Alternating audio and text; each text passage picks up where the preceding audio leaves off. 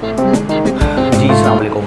अच्छा, आज की हमारी वीडियो जो है और आज की हमारी जो क्लास है उसका जो बेसिक मकसद है वो फ़िशरीज़ के चैप्टर को स्टडी करना है। हम कमर्शियल ज्योग्राफी की क्लास ले रहे हैं और कमर्शियल ज्योग्राफी की क्लास में फ़िशरीज़ का चैप्टर जो है ये बहुत इंपॉर्टेंट है। ये फ़िशरीज़ का जो चैप्टर है इसके हमें सबसे पहले फैक्टर्स को स्टडी करना है कि फ़िशरीज़ के कौन से फैक्टर्स होते हैं जिसकी वजह से फ़िशिंग इंडस्ट्री डेवलप होती है। सबसे पहले तो हम फ़िशिंग इंडस्ट्री को पढ़ते हैं कि फ़िशिंग इंडस्ट्री है क्या।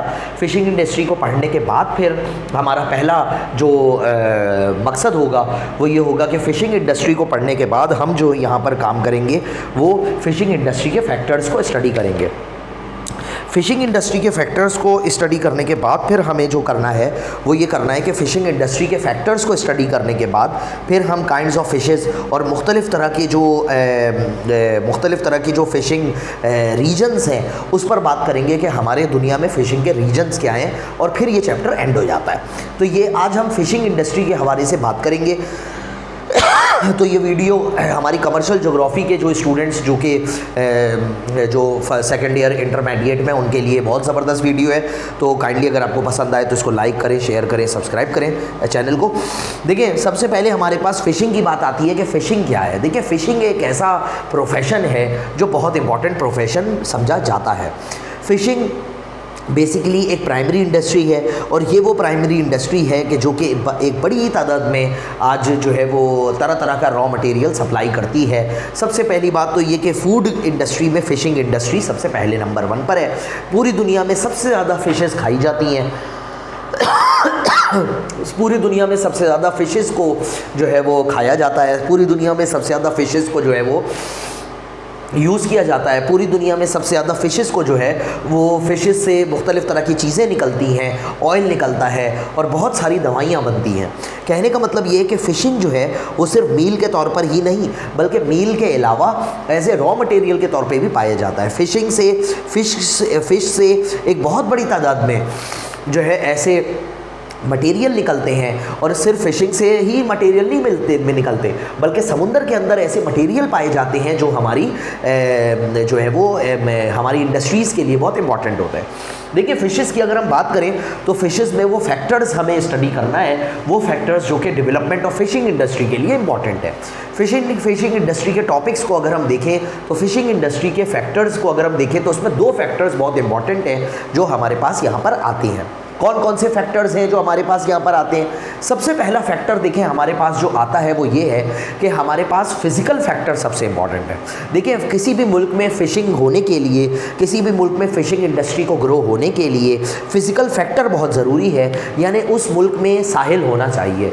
अगर किसी मुल्क में साहिल नहीं होगा, अगर किसी मुल्क में कोस्टल लाइन नहीं होगी, अगर किसी मुल्क में साहिल नहीं होगा, मैं आपको पाकिस्तान की एग्जाम्पल दूँ, मैं आपको यहाँ पर पाकिस्तान की एग्जाम्पल दूंगा और पाकिस्तान की एग्जाम्पल देके समझाऊंगा कि आप अगर पाकिस्तान की एग्जाम्पल देखें कि पाकिस्तान जो है वो एक ऐसा कंट्री है जो कि काफ़ी साहिल रखता है अपने पास। तो पाकिस्तान जो इस तरह से कुछ पाकिस्तान है और पाकिस्तान का एक बहुत बड़ा हिस्सा यहाँ सिंध बदीन के हिस्सा तरफ से साहिल शुरू हो रहा है और यहाँ से पूरा ये कराची और पूरा ये बलूचिस्तान का हिस्सा ले लें आप तो ये बलूचिस्तान का थोड़ा सा इस तरह बना दे तो ये बलूचिस्तान का पूरा हिस्सा साहिल है। तो आप देखिए कितना बड़ा हिस्सा पाकिस्तान का साहिली इलाका है। तो मैं समझता हूँ कि पाकिस्तान तो साहिल से की दौलत से माला माल है और फ़िशिंग इंडस्ट्री की दौलत से भी पाकिस्तान माला माल है। फिर उसके बाद हमारे पास जो है वो फ़िश फूड, इसकी बहुत इंपॉर्टेंट एग्जाम्पल है कि फ़िज़िकल फैक्टर में अगर सबसे पहले कोई चीज़ आती है तो फ़िश फूड आता है कि फ़िश फूड जो है वो एक बहुत इंपॉर्टेंस रखता है। फ़िश फूड हमारे मुल्क में होना चाहिए और फ़िश फूड अगर किसी मुल्क में ना हो तो फिर वहाँ पर फ़िशिंग नहीं हो सकती। तो फ़िश फूड का होना बहुत ज़रूरी है। फ़िश फूड होगी तो फ़िशिंग इंडस्ट्री बहुत ज़बरदस्त हो सकती है।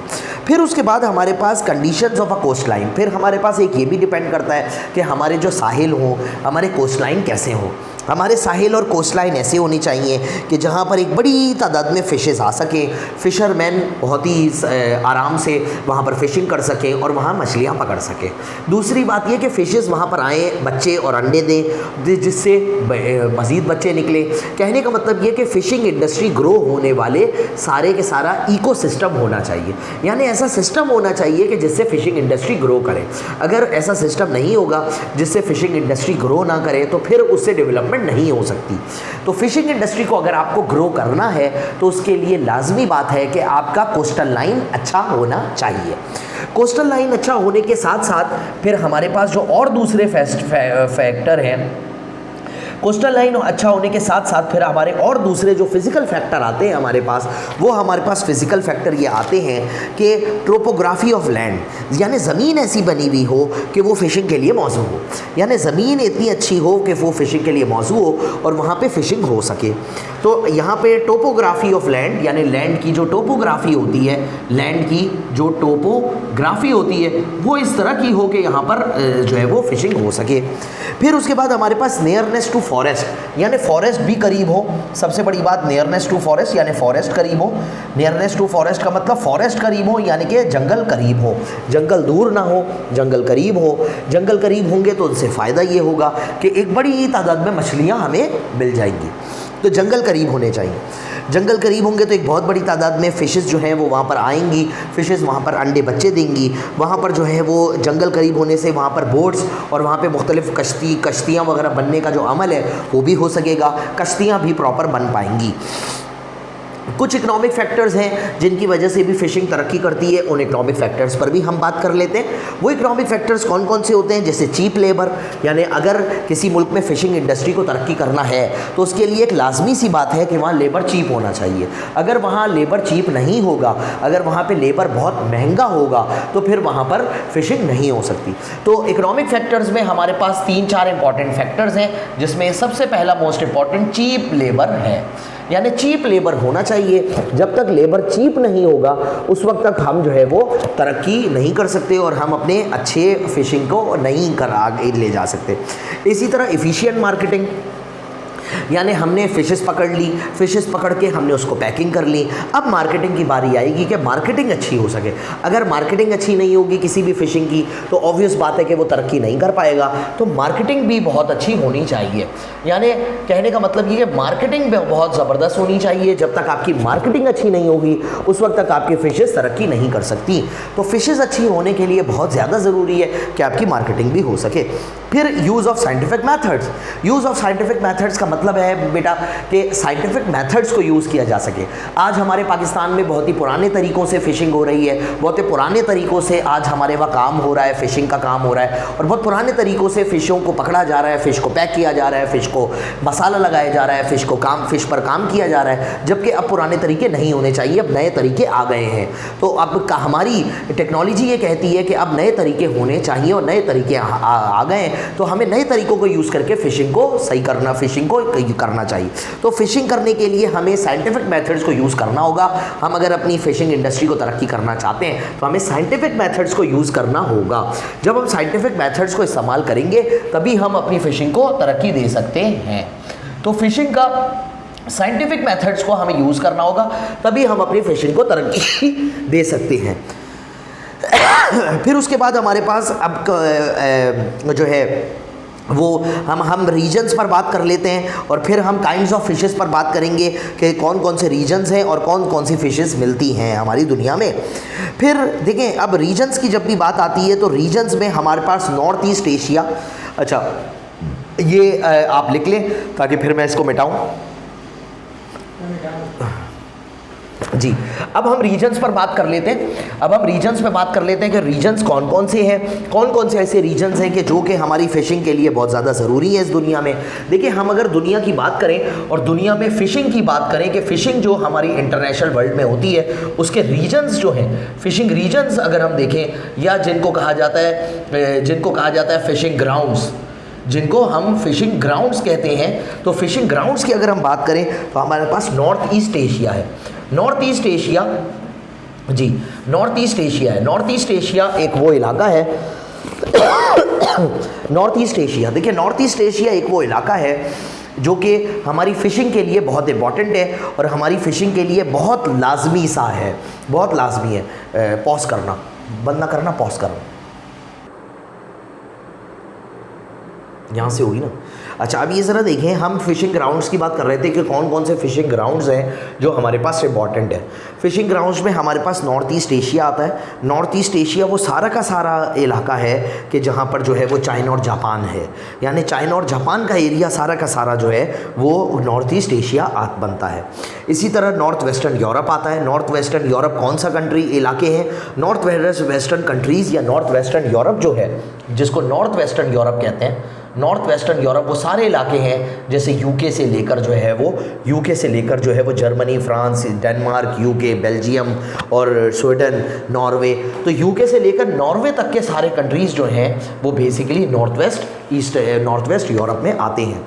फिर उसके बाद हमारे पास north east of North America का नॉर्थ ईस्ट यानी पूरा अमेरिका की रियासत आती है। इसी नॉर्थ ईस्ट, तो नॉर्थ अमेरिका, हाँ नॉर्थ अमेरिका तो पूरा का पूरा लिख लें। नॉर्थ अमेरिका में ये कहना कि नॉर्थ ईस्ट और नॉर्थ वेस्ट ये तो बच्चों वाली बात है। असल बात ये है कि पूरा का पूरा नॉर्थ अमेरिका जो है वो उसकी कोस्टल लाइंस जो है वो फ़िशिंग के लिए बहुत इंपॉर्टेंट है। पूरा का पूरा नॉर्थ अमेरिका, चाहे वो उसकी नॉर्थ वेस्ट हो चाहे वो उसका नॉर्थ ईस्ट हो, दोनों का दोनों बहुत इंपॉर्टेंट है उसका फ़िशिंग के लिए। फिर उसके बाद हमारे पास बात आ जाती है phishing in the southern Hampshire, यानी साउदर्न हेमिस्फीयर जो है हमारी, साउदर्न हेमिस्फीयर यानी साउथ के इलाके जो हैं वहाँ पर भी एक बहुत बड़ी तादाद में फ़िशिंग होती है। तो साउथ के इलाके यानी साउथ के इलाके जितने हैं, दुनिया के साउथ के इलाके, यहाँ पर भी फ़िशिंग जो है वो बहुत ज़्यादा होती है। फ़िशिंग जो है वो यहाँ पर भी बहुत ज़्यादा होती है। कहने का मतलब ये फ़िशिंग रीजन और ग्राउंड्स जो हैं वो बेसिकली ये बनते हैं। फिर हम बात कर रहे थे काइंड ऑफ फ़िशेस पर कि फ़िशेस की काइंड्स कौन सी है। तो मैं यहाँ पर बता दूँ फ़िशिंग की काइंड्स जो है वो आप लोगों को याद रखनी है, ये एग्जाम में भी आता है हमारे वहाँ, बहुत इंपॉर्टेंट, कि फ़िशिंग की काइंड्स जो हैं उनमें हमारे पास इंपॉर्टेंट फ़िश जो हैं उनमें कोड है, उनमें सैल्मॉन है, उसके अलावा हमारे पास मैकरल है, हेलीबट है, उसके अलावा श्रिम्प है, लॉबस्टर है, क्रैब है, और एक बहुत बड़ी तादाद में फ़िशेस की और दूसरी किस्में हैं। ये सब पर्ल फिश है। पर्शियन गल्फ और नियर श्रीलंका के पास जो है वो बहुत मखसूस किस्म की फ़िशेस पाई जाती हैं। तो ये सारी फ़िशेस हैं जो कि बहुत इंपॉर्टेंट है। कहने का मतलब ये कि ये जो फ़िशेस जो हमारी दुनिया में इंपॉर्टेंट किरदार अदा करती हैं और हमारे पास मौजूद हैं, ये फ़िशेस जो हैं ये बहुत बड़ी तादाद में पाई जाती हैं और पूरी दुनिया में खाई जाती हैं, पकाई जाती हैं।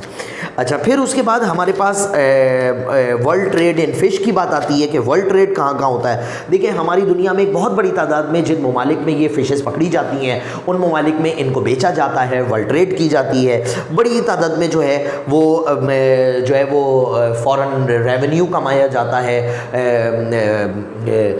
कमर्शियल एक्टिविटीज़ करके फ़िशिंग के मामले में। फिर उसके बाद आपके पास देखिए ये फ़िशेस जो हैं एक बहुत बड़ी तादाद में फ़िशिंग इंडस्ट्री बहुत तेज़ी से ग्रो हो रही है। इंटरनेशनल ट्रेड बहुत ज़्यादा ग्रो हो रही है। कुछ ऐसे कंट्रीज़ जैसे नॉर्वे, स्वीडन, डेनमार्क, इन कंट्रीज़ की तो 50% GDP ही सारी फ़िशिंग पर बेस करती है। तो फ़िशिंग एक इतना इंपॉर्टेंट टॉपिक है, फ़िशिंग एक इतना इंपॉर्टेंट प्रोफेशन है कि जो कि पूरी दुनिया में बहुत की अहमियत रखता है और बहुत ज़्यादा अहमियत का हामिल है फ़िशिंग का। फिर फ़िशिंग जो है वो इकोनॉमिकली तौर पर एडवांस नेशंस जो है फ़िशिंग में बहुत आगे हैं। क्यों? इसलिए कि वो बहुत नए तरीके इस्तेमाल करती हैं फ़िशिंग के लिए और फ़िशिंग उन ममालिक में फ़िशेस खाई भी जाती हैं। हमारे पाकिस्तान में भी फ़िश को ग्रो करना चाहिए। हुकूमत को चाहिए कि हुकूमत इसको फ़िशिंग के मामले में पाकिस्तान को में फ़िशिंग को तरक्की दे। पाकिस्तान में ऐसे नए नए स्टेप्स पैदा करे कि जिससे फ़िशिंग ग्रो करे। हमारे वहाँ फ़िशिंग के बहुत से मसाइल हैं, इनको हल बहुत ज़्यादा करना ज़रूरी है, क्योंकि जब तक इनको हल नहीं किया जाएगा फ़िशिंग इंडस्ट्री ग्रो नहीं हो सकती। तो फ़िशिंग इंडस्ट्री हम ग्रो करेंगे तभी हमारी फ़िशेस जो है एक बड़ी तादाद में बिकेंगी और हम ज़र मुबादला ज़्यादा से ज़्यादा कमा सकते हैं। उम्मीद है आपको ये वीडियो पसंद आई होगी। अगर आपको पसंद आई हो तो आप इसको लाइक करें, शेयर करें, सब्सक्राइब करें, अपने फ्रेंड्स वगैरह को दिखाएं और जो है वो नेक्स्ट हम किसी और वीडियो के साथ हाजिर होंगे। हमारे जो स्टूडेंट हैं जो हमारा लेक्चर ले रहे हैं वो इसमें मुख्तलिफ सवालात भी कर सकते हैं और ये इस चैप्टर को बहुत इंपॉर्टेंट तरीके से पढ़ें, क्योंकि ये चैप्टर बहुत ज़्यादा इंपॉर्टेंट है। हमारे एग्ज़ाम में बहुत ज़्यादा आता है ये चैप्टर। इस चैप्टर में से काफ़ी सवालात हमारे एग्ज़ाम में आते हैं और पूछे जाते हैं। किसी नई वीडियो के साथ नेक्स्ट टाइम हाज़िर होंगे। अल्लाह हाफ़िज़।